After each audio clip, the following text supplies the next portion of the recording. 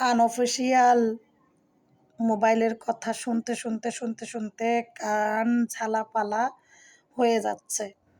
এখন সবাই শুধু বলতেছে আনঅফিসিয়াল মোবাইল বন্ধ হয়ে যাবে ১৬ই ডিসেম্বর। এখন আমি কি করব?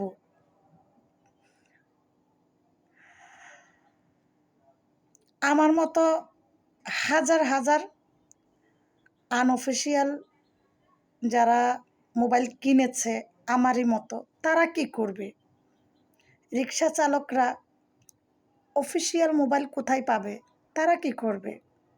ভ্যান চালক তারা কোথায় পাবে অফিসিয়াল? এখন তারা কি করবে?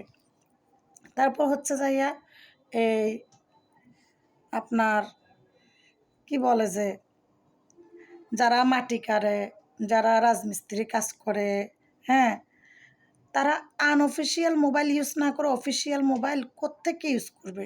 আচ্ছা, এ আনঅফিসিয়ালের মোবাইলের কথা হঠাৎ করে কেন আসলো? এখন যে আনঅফিসিয়াল মোবাইল এটাকে অফিসিয়াল করতে হবে, এটার খরচ কে বহন করবে? হ্যাঁ, এটার খরচ বহন করবে কে?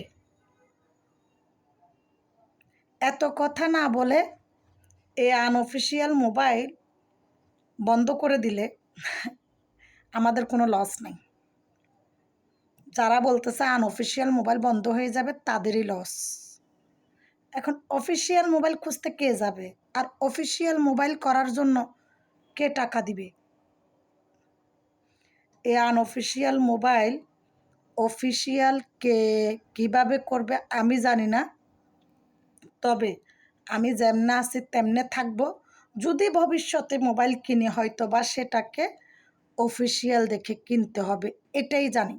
কিন্তু যারা এখন বর্তমানে কিনেছে তাদেরগুলো এভাবেই থাকবে, এভাবেই চলবে।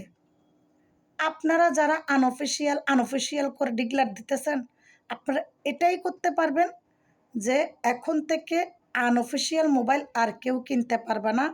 আনঅফিসিয়াল মোবাইল কেনা বেচা হবে না। ঠিক আছে? আপনারা এটা ডিক্লার দিতে পারেন। কিন্তু যারা কিনে ফেলেছে সেটা আবার কেমনে অফিসিয়াল হবে? ওমা! আনঅফিসিয়াল মোবাইল অফিসিয়াল করার কথা বলে কি ধান্দা শুরু করছেন নাকি? ধান্দা? হুম? আবার আমরা সিরিয়ালে লাইন ধরতে হবে, সারাদিনকে দিন লাইনে দাঁড়ায় থাকতে হবে, টাকা খরচ করব।